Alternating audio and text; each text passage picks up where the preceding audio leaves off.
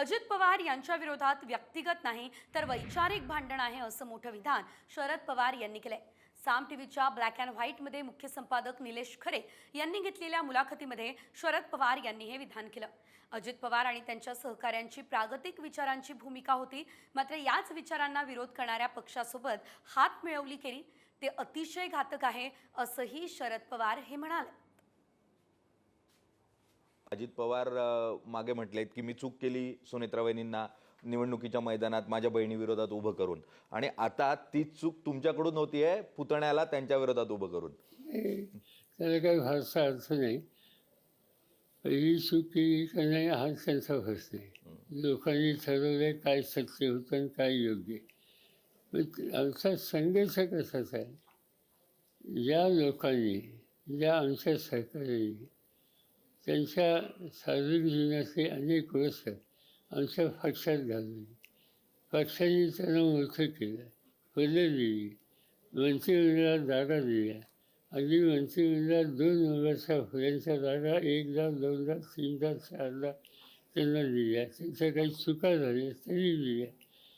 आणि असं असताना त्यांनी पक्ष सोडून बाहेर जाणं आणि मी एक चूक केली आणि दुसरी चूक करतो असं म्हणलं, त्याला काय अर्थ आहे?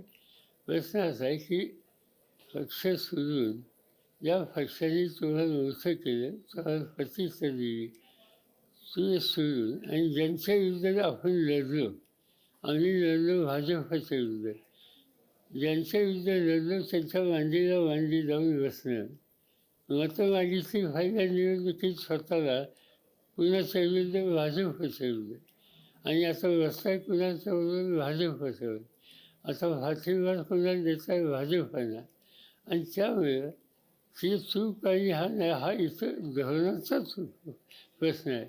आणि जोपर्यंत कुणीही आमचे जवळचे एकेकालचे सहकारी ज्यांनी सतत प्रागतिक विचाराची भूमिका आमच्यावर घेतली आणि नंतर या नसा करण्यासाठी प्रागतिक विचाराला विरोध करणाऱ्या शक्तींशीच त्यांनी संबंध ठेवून समाजकारण राजकारण करायचं ठरवलं, तर ते अतिशय घातक आहे।